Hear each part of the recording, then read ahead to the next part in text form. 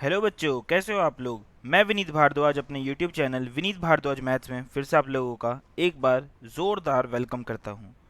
तो सबसे पहले तो जिस भी बच्चे ने सब्सक्राइब नहीं किया है मेरे चैनल को, यहां पर आपको सब्सक्राइब का बटन दिख रहा होगा, आप वहां पे जाके सब्सक्राइब कर लो और फिर हम क्वेश्चन को डिस्कस करते हैं। तो लास्ट क्लास में या लास्ट सेशन में मैंने आपको एक क्वेश्चन दिया था जो कि आपके सामने प्रेजेंट है। If the equation x square minus b x plus one equal to zero does not possess real roots, then चार ऑप्शंस अवेलेबल थे हमारे पास। हमें ये बताना था कि इन चारों में से कौन सा ऑप्शन करेक्ट है। तो रियल रूट्स और इमेजिनरी रूट्स ये दो कंसेप्ट होते हैं जब कभी भी हम किसी भी क्वाड्रेटिक इक्वेशन की बात करते हैं। फॉर एग्जांपल हमारे पास एक क्वाड्रेटिक इक्वेशन है a x square plus b x plus c equal to zero. यहाँ पर हम ए को बोलते हैं coefficient of x square, b को बोलते हैं coefficient of x and c को बोलते हैं कांस्टेंट टर्म। अगर हमें इसका डिस्क्रिमिनेंट निकालना हो तो डी होता है बी स्क्वायर माइनस फोर ए सी। डी क्या होता है? बी स्क्वायर माइनस फोर ए सी। अब जब कभी भी रियल एंड डिस्टिंक्ट रूट्स होते हैं, रियल एंड डिस्टिंक्ट रूट्स होते हैं, डिस्टिंक्ट का मतलब होता है अनइक्वल, बिल्कुल अलग अलग, उस केस में कंडीशन होती है D greater than zero. D की जो वैल्यू आएगी ग्रेटर देन ज़ीरो आती है। इसका मतलब होता है ज़ीरो से बड़ा नंबर। ज़ीरो से बड़े नंबर कौन से होते हैं? पॉजिटिव या नेगेटिव? पॉजिटिव। और जब कभी भी रियल एंड इक्वल रूट्स आते हैं किसी भी क्वाड्रेटिक इक्वेशन को सॉल्व करते वक्त, रियल एंड इक्वल रूट्स आते हैं कभी भी, तो उस केस में हम बोलते हैं कि d is equal to zero. D की वैल्यू क्या आ जाती है? ज़ीरो। और बाय चांस कभी कभी अगर रियल रूट्स आते ही नहीं, no real roots, real roots अगर आते ही नहीं, उस केस में हमारे पास d is less than zero condition आती है। d is less than zero condition आती है। तो सबसे पहले तो आप ये तीनों कंडीशंस नोट कर लो जिसको नहीं पता था, फिर हम इस क्वेश्चन को डिस्कस करेंगे। आई होप अब तक आपने नोट डाउन कर लिया होगा। क्वेश्चन में भी बोला गया था नो रियल रूट्स, तो कौन सी वाली कंडीशन लगेगी बताओ? D greater than zero, D equal to zero या डी लेस देन ज़ीरो? तो इस वाले केस में जो कंडीशन लगेगी वो है D less than zero. D less than zero. Clear हो गया इतना? अब बात करते हैं आगे। देखिए, इस क्वेश्चन को कराने से पहले मैं आपको एक छोटा सा कंसेप्ट बताना चाह रहा था, वो ध्यान से सुनना आप मेरी, ठीक है? सपोज कभी आपके पास ऐसा लिखा हो x square is less than four, x square is less than four, तो कौन सी एक्स की वैल्यूज़ के लिए ये स्टेटमेंट ट्रू साबित होगी, मैं इसको जानने में इंटरेस्टेड हूँ। तो सपोज़ ये इस क्वेश्चन से बिल्कुल भी रिलेटेड नहीं है, x square less than four, कहीं आप कंफ्यूज हो रहे हो। बस मैं आपको एक थोड़ा सा कंसेप्ट बता रहा हूँ, उसके बाद इस क्वेश्चन पे वापस आएंगे। एक काम करता हूँ, मैं इस क्वेश्चन को ही हटा देता हूँ, अदरवाइज़ आप इसको रिलेट करते रहोगे, ठीक है? तो सपोज़ कभी बाई चांस आपके पास ऐसा लिखा हो x square is less than four, तो कौन सी एक्स की वैल्यूज़ के लिए ये स्टेटमेंट जो है x square less than four statement true होगी? तो चलिए देख लेते हैं। सपोज़ आपके पास ऐसे बहुत सारे नंबर्स हैं, zero one two three four, minus one minus two minus three minus four and so on. अब आप एक बात बताओ, अगर मैं x की वैल्यू ज़ीरो पुट कर देता हूँ यहाँ पे, अगर मैं x की वैल्यू ज़ीरो पुट कर देता हूँ तो ज़ीरो का square less than four, zero का स्क्वायर ज़ीरो ही होता है, ज़ीरो लेस देन फोर, मतलब ये स्टेटमेंट ट्रू हो जाती है। तो x इक्वल टू ज़ीरो के लिए x square less than four वाली कंडीशन स्टेटमेंट ट्रू होती है। तो यहाँ पर मैं टिक कर देता हूँ, बस आपको ये रिप्रेजेंट करने के लिए कि ये सही है। सपोज़ अगर हम x की वैल्यू वन पुट कर देते हैं तो वन का square less than four, one का स्क्वायर वन ही होता है और वन लेस देन फोर होता ही है। इसका मतलब x की वैल्यू अगर वन होगी तब भी x square less than four होगा ही होगा, इसलिए यहाँ पे भी मैं छोटा सा टिक कर देता हूँ। क्लियर हो गया? सपोज़ x की वैल्यू मैंने क्या पुट कर दी इस बार? टू, तो टू का square less than four, two का स्क्वायर होता है फोर लेस देन फोर। क्या फोर फोर से ही छोटा होता है? नहीं नहीं, ये तो गलत है। फोर फोर के इक्वल हो सकता है, फोर फोर से छोटा नहीं हो सकता और फोर फोर से बड़ा नहीं हो सकता। इसका मतलब ये स्टेटमेंट फॉल्स है। x इक्वल टू टू के लिए ये वाली जो स्टेटमेंट है जिसको मैं सर्कल कर रहा हूँ, ये स्टेटमेंट फॉल्स हो जाती है, इसीलिए x इक्वल टू टू इसके लिए बिल्कुल भी सही नहीं है। लेकिन टू से छोटा कोई भी नंबर हो, फॉर एग्जांपल मैं यहाँ पे ले लेता हूँ 1.5। एग्जांपल के तौर पे मैंने क्या लिया? x की वैल्यू 1.5। सपोज x की वैल्यू मैंने 1.5 ले ली और 1.5 का मैंने किया स्क्वायर। अब देखते हैं क्या वो 4 से छोटा आता है या नहीं आता। 1.5 का अगर हम स्क्वायर करेंगे तो वो आ जाएगा 2.25 and obviously it is less then 4। इसका मतलब 1.5 के लिए भी ये स्टेटमेंट ट्रू है। क्लियर हो गया आपको? तो x इक्वल टू 1.5 के लिए भी ये स्टेटमेंट ट्रू है, बट x इक्वल टू 2 के लिए स्टेटमेंट जो है वो ट्रू नहीं है। ओके, अब चलते हैं थोड़ा लेफ्ट में। x इक्वल टू -1 पुट करके देखते हैं। x इक्वल टू -1, अगर हम -1 का स्क्वायर कर देते हैं और देखते हैं क्या वो 4 से छोटा आ रहा है या बड़ा आ रहा है। -1 का स्क्वायर किया तो आएगा 1, और 1 ऑब्वियसली 4 से छोटा होता है। इसके लिए हम बोलेंगे कि x equal to -1 is true for the above statement. x की वैल्यू -1 वैलिड है। अब x की वैल्यू हम -2 पुट करेंगे। यहाँ पे मैंने गलती से 2 बार -1 लिख दिया है, प्लीज़ इग्नोर इट। इसको मैं चेंज कर देता हूँ थोड़ा सा इस तरीके से। ओके, x की वैल्यू -2 पुट करेंगे। अगर x की वैल्यू -2 पुट कर दी तो -2 का स्क्वायर हो जाएगा 4, और 4 लेस देन 4 होता नहीं है। इसका मतलब ये स्टेटमेंट भी फॉल्स हो जाएगी। तो कहाँ कहाँ पे ये स्टेटमेंट ट्रू है, कहाँ कहाँ पे ये स्टेटमेंट फॉल्स है?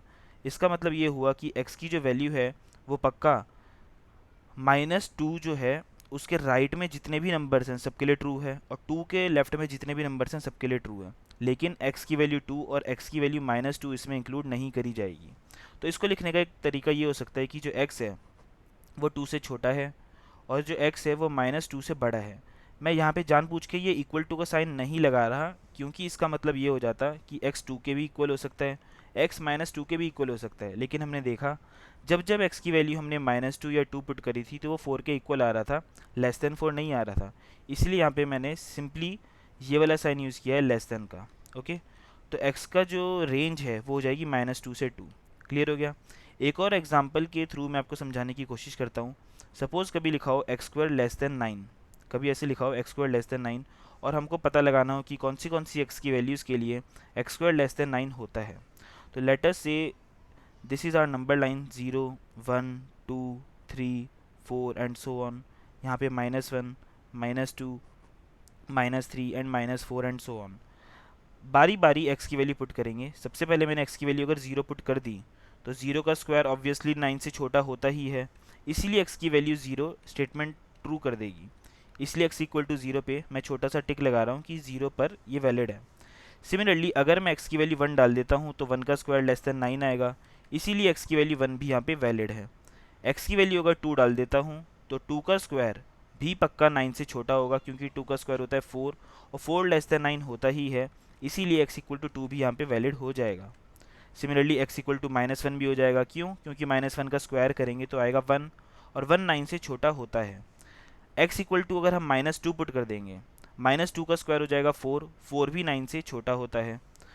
सिमिलरली अब ध्यान से आप सुनना, बहुत ज़्यादा ध्यान से, अगर मैंने x की वैल्यू 3 पुट कर दी, अगर मैंने x की वैल्यू 3 पुट कर दी तो 3 का स्क्वायर हो जाएगा 9, लेकिन 9 9 से छोटा तो हो नहीं सकता, इसीलिए x की वैल्यू 3 हो नहीं सकती।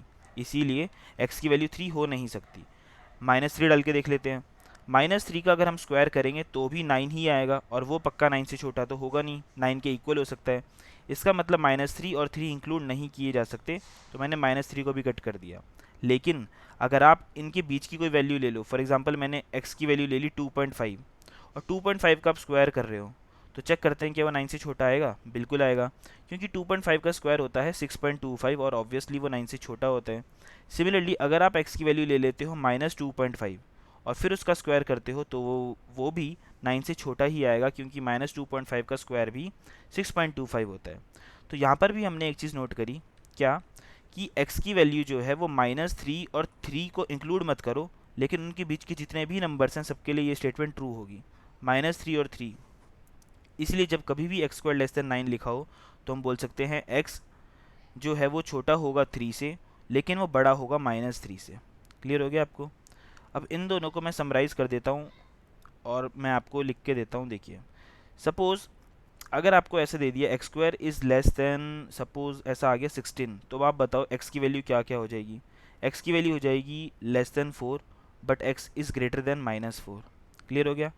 कभी भी ऐसे लिखा हो तो सपोज़ कभी ऐसा आ गया x² इज़ लेस देन 25, तो x की वैल्यू हो जाएगी इन बिटवीन -5 एंड 5। समझ में आ रहा होगा आई होप। आप इसका फटाफट से या तो स्क्रीनशॉट ले लो या फिर कॉपी में नोट डाउन कर लो। आई होप अब तक आपने नोट डाउन कर लिया होगा। अब वापस चलते हैं क्वेश्चन की तरफ। हमारा क्वेश्चन क्या था? क्वेश्चन था ये क्वेश्चन में बोला गया था कि x square minus b x plus one is equal to zero इस क्वाड्रेटिक इक्वेशन के रियल रूट्स है ही नहीं। क्वाड्रेटिक इक्वेशन के रियल रूट्स है ही नहीं। अब मैं इसको कंपेयर कर रहा हूँ a x square plus b x plus c के साथ। आप सोच रहे होगे सर अब तक तो आप small A small B small C use करते थे, आपने capital A capital B capital C क्यों यूज़ किया? उसका रीज़न ये है क्योंकि जो क्वाड्रेटिक इक्वेशन है उसके अंदर ही स्मॉल बी यूज़ करा गया है।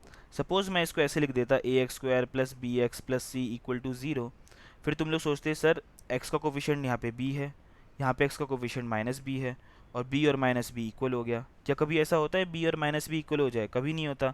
क्या टू और माइनस टू इक्वल होते हैं? कभी नहीं होते। क्या थ्री और माइनस थ्री इक्वल होते हैं? कभी नहीं होते। इसीलिए इस मतलब लोचे से बचने के लिए, इस कन्फ्यूजन से बचने के लिए हम लोगों ने क्या किया, small A small B small C use ही नहीं किया क्वाड्रेटिक इक्वेशन को रिप्रेजेंट करने के लिए। हमने कैपिटल ए कैपिटल बी और कैपिटल सी यूज़ किया। अब हमको पता है जो कैपिटल डी होता है हमारा डिस्क्रिमिनेंट, वो होता है बी स्क्वायर माइनस फोर ए सी। लेकिन जैसे कि मैंने अभी बताया हम स्मॉल बी स्मॉल ए और स्मॉल सी यूज़ नहीं करेंगे, हम करेंगे कैपिटल बी का square minus four capital A into capital C, and it should be less than zero. Why? Because real roots है ही नहीं। वीडियो की स्टार्टिंग में ही मैंने बोला था कि जब कभी भी रियल रूट्स नहीं होते तो डी की वैल्यू होती है ज़ीरो से छोटी। क्लियर हो गया? ओके। अब एक बात बताओ, यहाँ पे ए की वैल्यू कितनी है? कैपिटल ए की वैल्यू है यहाँ पे वन, क्योंकि ए होता है एक्स स्क्वायर का कोफिशिएंट। कैपिटल बी की वैल्यू है माइनस बी, कैपिटल सी की वैल्यू है वन। इन तीनों वैल्यूज़ को मैं यहाँ पे पुट कर रहा हूँ। अब देखिए ध्यान से, बी की जगह मैंने माइनस बी पुट कर दिया, उसका square minus four, capital A की जगह वन, कैपिटल सी की जगह one, less than zero. Minus B का स्क्वायर करेंगे तो आ जाएगा B square minus four less than zero, तो ये आ जाएगा B square less than four. थोड़ी देर पहले मैंने आपको बताया था जब कभी भी ऐसे लिखा हो x square less than four, उस केस में हम बोलते हैं कि जो एक्स है उसकी रेंज आती है या उसकी वैल्यूज़ क्या क्या आती हैं, वो आती है माइनस टू से बड़ा लेकिन टू से छोटा नंबर। सिमिलरली अगर यहाँ पे लिखा हुआ है B square less than four, तो यहाँ पर हम बोल सकते हैं जो बी की वैल्यू आएगी वो पक्का टू से छोटी होगी और माइनस टू से बड़ी होगी। तो ये हमारा करेक्ट आंसर हो जाता है। This is the correct answer.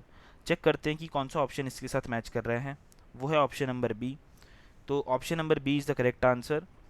अब काफ़ी सारे बच्चों ने ऑप्शन बी सही आंसर लिखा था, तो I wish them very very congratulations कि आप लोगों ने सही आंसर किया। आई होप आपका मेथड भी उसी तरीके से होगा जिस तरीके से मैंने अभी समझाया है। ठीक है, अगर आपको ये सीरीज़ पसंद आ रही है क्वेश्चन ऑफ द डे, तो प्लीज़ कमेंट करके बताइए कि आपको ये अच्छा लग रहा है और अब आप किस टॉपिक से related question of the day चाहते हैं या किसी और सीरीज़ में आप इंटरेस्टेड हैं। तो कमेंट करिए, शेयर करिए, लाइक करिए, सब्सक्राइब करिए। मिलते हैं हम नेक्स्ट वीडियो में। Bye bye, please take care.